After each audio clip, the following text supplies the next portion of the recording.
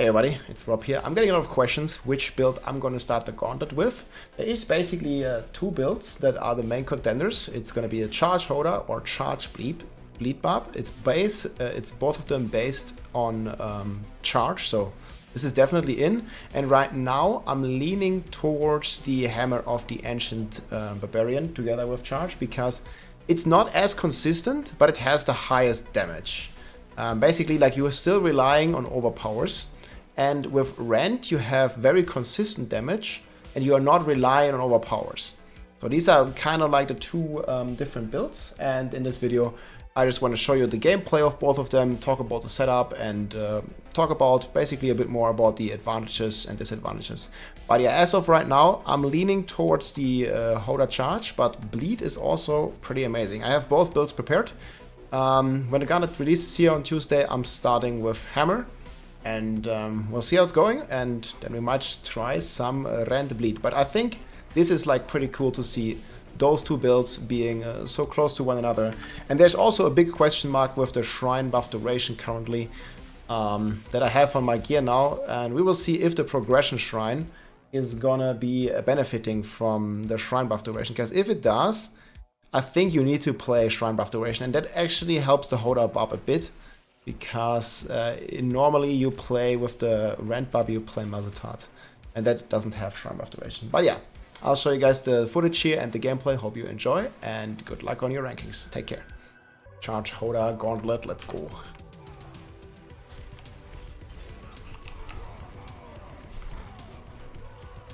At the start, get some Wrath again.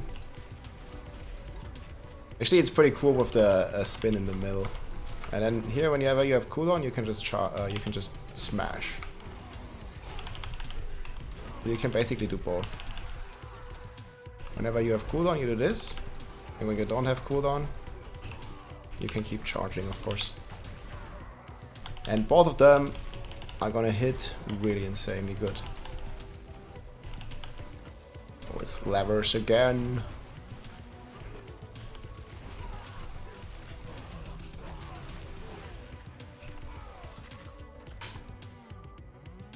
Gotta love the levers. We dropped a bit of charge.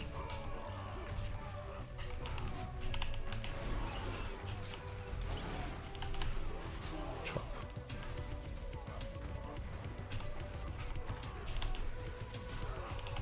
Actually, also good like to purposefully like miss a charge and then see how it's holding up if you're smashing.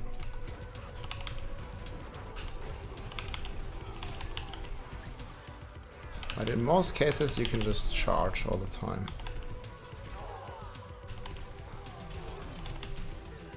This is still not gonna be as fast as a Sorc, of course. You may have seen my Udo's Cave Sorcerer video. But yeah, let's do some smashes. Boom, still hits for 30, that's enough to one-shot the bosses.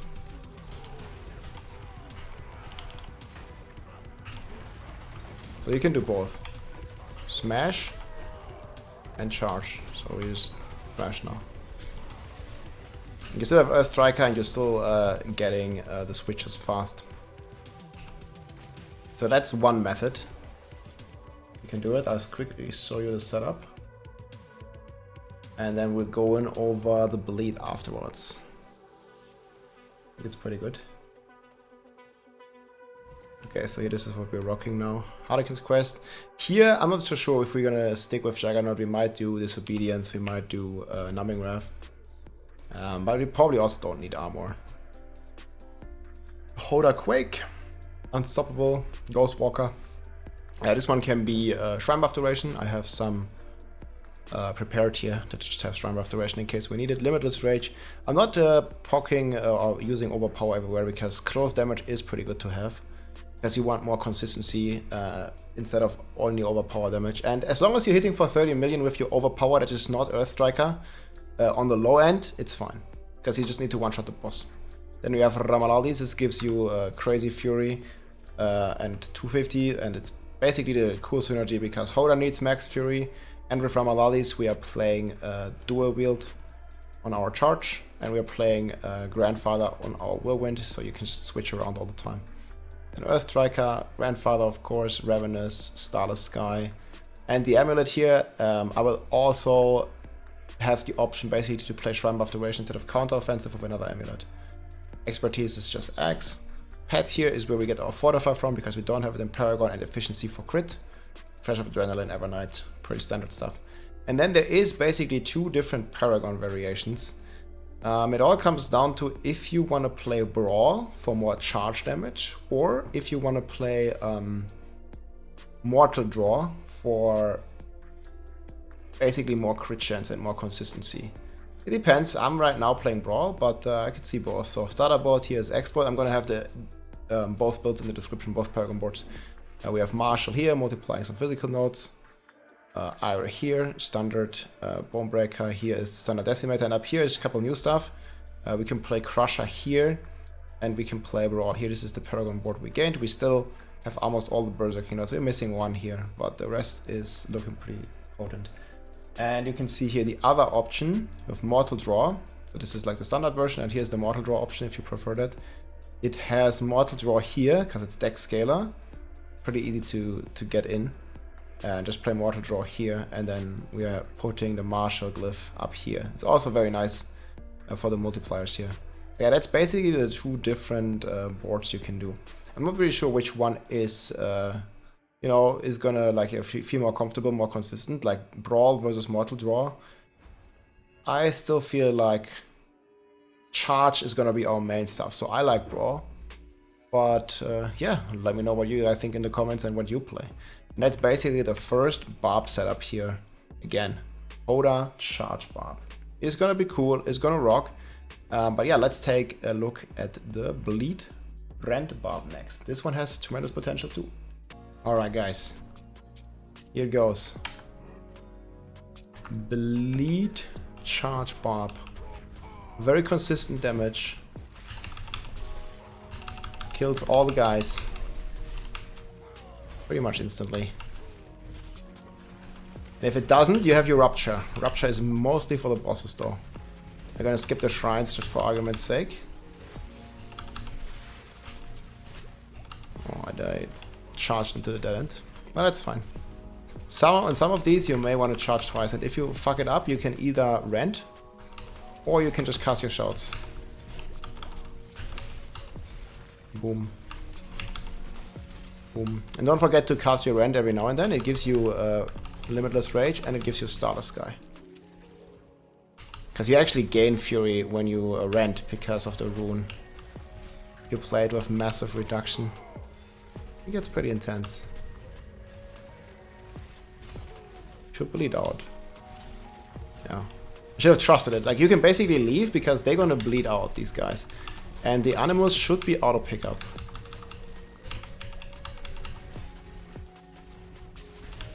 Okay, let's kill these dudes. Boom, boom, boom. Just get them all. So every charge basically just applies a bleed. And that is like scaled pretty crazy with our vulnerable. We will go over the Paragon board and stuff like that. Yeah, that's how it goes. I just wanted to show you the boss. So yeah, then you rent, and then dead. That's basically how every boss will die. I mean, like 1 charge and then 3 rents and then Rupture should kill every boss in the Gauntlet. This was a 100 boss, right? Probably even faster. I think I did 3 rents right now. My god, that is pretty much it. And that's how we rock.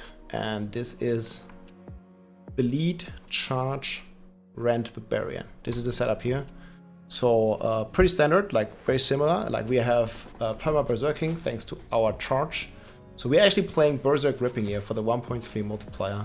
And right now I'm playing the Melted Heart of Selic version, but there's another version where you basically play cooldown on your amulet. But this one gives you a lot of fury. So we will see what exactly is going to be the best in the Gauntlet. Right now I'm playing this, it also is like very tanky in the end. And then yeah, Talbot's Will, Ghost Walker. Here you see we're stacking like Vulnerable and Berserking. And the reason for stacking Vulnerable is this crazy node here. We have basically another multiplier, Hemorrhage, which makes our bleeds scale with Burn. That's also why we took Oh, I didn't put the glyph. You see, we were even missing one glyph. You're supposed to put Imbiber here. Some healthy damage. Boom. Now 47, pretty good. Yeah, it's basically how it looks. Okay, 49. We can even get one more there if we want. Probably worth it. There you go. See, I was even missing a full glyph in this run. So yeah, Harlequin's Quest, Juggernaut, Berserk, Ripping, Talbot's Will, Ghost Walker. This one basically triggers all the time whenever we charge. We just get it. It was a crazy charge. And then yeah, Vulnerable, and we play Ramalalis, and you choose a dual wield on charge and on rent. And then we have Ancestral Charge, Edgemaster, because we don't need Grandfather, as you are not critting in this build. You're not scaling crit. Then you have here Ring of Ravenous. This I don't even have a perfect one. I have 3.4. You can get more DPS on this one. Starless Sky, Melt Heart. That's how it looks. Normal 200x technique. Pet is also nothing crazy, just Fortify, Efficiency, Evernight, and Flash with Adrenaline combination. And then skill tree is looking like this. We have both the planners for the Melt Heart and the non-Melt Heart version in the description. So we max rent. You can take 12%, but I prefer the Furious Rent. That's the one I was talking about. So whenever you rent, you're actually gaining a Fury back, and that also triggers your Limitless Rage, which is pretty good. So basically you rent, and then you get a Limitless Rage for your next rent as well. And obviously when you charge, you also get Fury, so you get it anyways. And then yeah, we have 2 shouts again, full charge maxed with Battle Fever maxed, and also a bunch of generation here for Limitless Rage. Then we have the Rupture here. Actually some pretty crazy damage with all our main stat. And then Cut to the Bone, all the bleed damage multipliers, just one-hander. And Unconstrained, that's how it looks. Paragon. We have the Exploit here. It's pretty good here, 39. I mean, you can probably put it in like some even crazier scale. I was like thinking of putting Crusher here and then putting Exploit here, but it's pretty close. I think 39 is a good value here for the extra vulnerable. Then we're rocking Crusher, all the Fury nodes. Ira here for the big berserking damage. Emerage and yeah, Decimator with all the vulnerable nodes here. And up here it's Marshall. That's gonna multiply the bleeding damage into the Blood Rage for another crazy multiplier. But yeah, that's pretty much the setup. Both of these builds, Charge and HotA, are gonna be... Charge is the general link, but HotA and Bleed, both combined with Charge, are gonna be pretty strong, and it's hard to say, I think, which one is gonna win. Let me guys know in the description what you guys think, and then we'll see how the Gauntlet and how the Leaderboards is gonna turn out. I'm like still torn apart, like if I'm gonna start with Bleed or if I'm gonna start with Charge HotA, but I'm leaning towards HotA right now, but I think both of them are gonna be very viable and they're gonna be very strong. So yeah, keep smashing, my friends. Good luck on the Gauntlet, and I'll see you on Leaderboards. Take care. If you liked this video, make sure to subscribe, leave a like or a comment. I'm also live on Twitch almost every day, so come and say hi.